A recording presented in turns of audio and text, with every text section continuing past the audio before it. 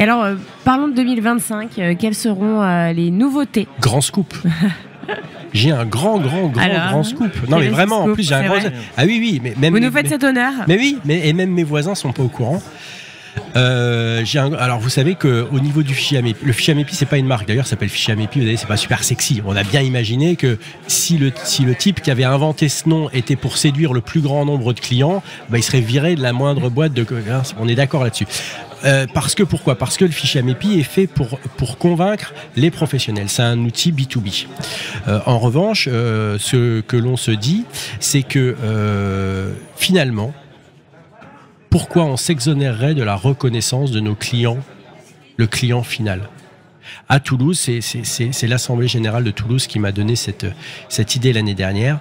À Toulouse, c'est induit. À Toulouse, il l'a dit Sébastien, si vous êtes agent immobilier encarté et que vous cherchez des collaborateurs, la première question que le collaborateur vous pose quand il veut vous choisir, c'est est-ce que vous faites partie du fichier AMEPI ? Et les clients, quand ils vous confient un mandat, vous n'avez pas besoin de leur vendre le fichier AMEPI. Ils vous demandent si vous faites partie du fichier AMEPI. C'est un peu comme sur votre ordinateur portable qui est sur la table, il a une marque, comme les agents immobiliers autour de la table, et il y a un petit écusson certainement dessus qui dit il y a Intel dedans, Intel Inside. Ça ne cache pas la marque, mais on sait qu'il y a un processeur Intel et ça donne de la valeur ajoutée à la marque. Donc on souhaite maintenant que le grand public s'approprie et connaissent le fichier AMEPI pour que dans les agences, eh bien, on ait cette petite Intel Inside. Et donc, nous avons décidé en 2025, et nous l'annoncerons officiellement à l'Assemblée Générale, que la communication va s'étendre en B2C et que nous allons communiquer auprès du consommateur final. Donc, toucher le grand public. Toucher le grand public. Ah, c'est intéressant.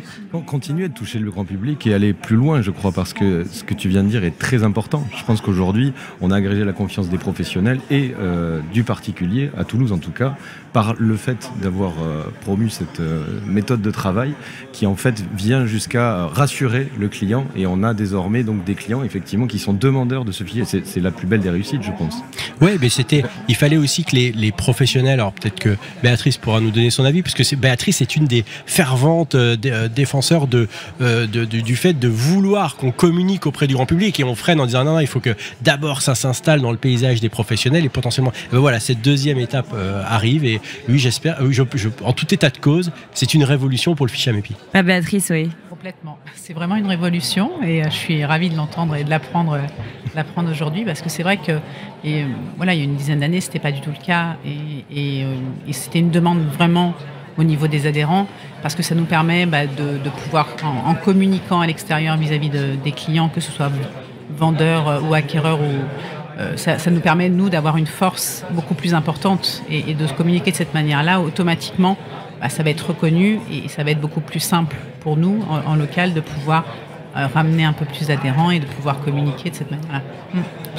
Et on sera fiers aussi, je pense, parce qu'il y a une question de fierté du métier d'agent immobilier qui me paraît importante. Une reconnaissance encore plus... Ouais. Voilà, une reconnaissance du grand public, c'est ça, des clients. Et on a souvent, et moi c'est quelque chose qui ne me plaît pas trop, on continue de porter des clichés qui, je ne sais pas s'ils ont été réels à un moment donné. On a des parts de marché qui augmentent en fait. L'intermédiation continue d'augmenter, ce qui veut dire qu'on nous fait confiance, parce que l'acte aujourd'hui de vendre est encore plus complexe et de plus en plus complexe, et donc on passe par des professionnels. Et ça, c'est une très bonne chose.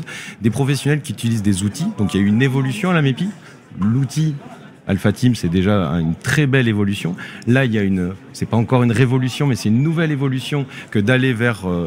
Et je te remercie. Ah si, c'est une révolution. C'est une révolution aussi, voilà. Vraiment. Là véritablement. Là véritablement, tu peux, parce que ça touche aux fondamentaux. Absolument. D'accord. Ouais. Ça touche aux fondamentaux. Et du coup, il faut pas avoir peur. Et je pense, et cet esprit qui porte la MEPI et qui est porté par les gens qui l'incarnent et qui sont aujourd'hui brillamment incarnés et avec qui on partage donc ces valeurs dans une famille commune avec différentes sensibilités. Ça vient d'être dit, effectivement, tout le monde n'est pas convaincu, mais c'est pas grave, parce que tout le monde le deviendra. Ça, pour moi, et je suis désolé de le dire, mais au moins je porte, c'est peut-être une voix qui n'est pas si singulière que ça, mais une conviction, comme je le disais, de cœur et claire. C'est comme ça qu'on va fonctionner aujourd'hui, en partage, avec une reconnaissance de nos clients qui aiment leur agent immobilier, qu'ils soient vendeurs ou acquéreurs, et dans une période un petit peu tendue, comme c'est le cas, effectivement, collectivement, d'aller travailler avec l'autre, d'aller s'approcher de l'autre, de partager quelque chose, de partager des valeurs. Et la valeur de notre travail, c'est fondamental, donc c'est bien, et je pense qu'elle sera accrue largement, cette reconnaissance, par les clients finaux qui comprennent et qui savent aujourd'hui ce que c'est d'expliquer que on va être leur agent et que leur mandat sera confié à toutes les agences à travers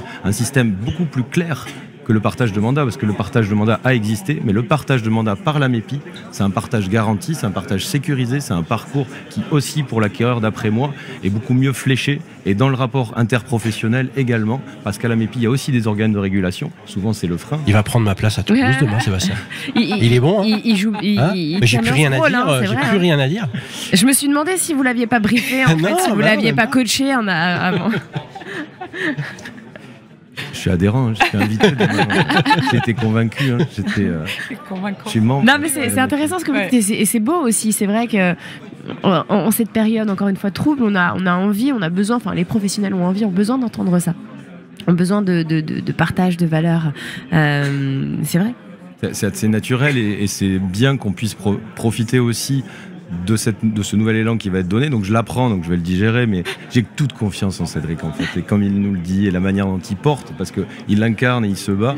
Je vais parler aussi d'Emmanuel, parce qu'à Toulouse, si Emmanuel, et donc si des personnes n'avaient pas porté ce fichier historiquement, si dans certaines alphas comme Béatrice à Aix ou Noumbé à Arcachon et d'autres sur toute la France n'incarnaient pas cette manière de faire le métier, cette manière d'aller vers l'autre, on n'en serait pas là aujourd'hui, et on va continuer dans cette direction, et je pense qu'il va y avoir un bel accueil sur 2025 et un petit redémarrage, puisque quand même aussi on va peut-être redémarrer nos activités en 2025. Il y a 220 animations locales du fichier AMEPI en France, Bérénice, 220 présidents locaux, et les 220 présidents locaux sont le cœur du fichier en fait. C'est un bon président d'une alpha, bien faire en sorte que son alpha fonctionne, parce que l'outil, la coquille doit être performante, mais sans ce que l'humain en fait et comment elle se l'accapare, elle ne sera rien. Et c'est ce qui fait que ça rayonne à Aix et sur d'autres territoires. Et le fichier AMEPI a aussi, pour 2025, la volonté de développer ces zones blanches, ces zones dans lesquelles il n'y a pas encore d'alpha, ou en grappant des agences sur des bassins de marché à des alphas déjà existantes, ou en les prenant sous une forme j'allais dire de tutelle, mais c'est pas le mot que je cherchais, de couveuse plutôt, et en les faisant grandir directement au sein du fichier, ou alors en créant leur alpha s'ils sont suffisamment nombreux pour pouvoir être autonomes. C'est le cas de demain. Tu vas pouvoir accueillir à Toulouse donc l'alpha du Gers, donc de Auch, un territoire complexe qui nécessite en fait ce maillage-là, et de la montagne, la Bigorre aussi, je crois, qui va être créée. Donc, on est sur un phénomène qui est bien déjà développé, mais qui continue à s'accroître, et je pense que ça n'est que le début. Ça n'est que le début.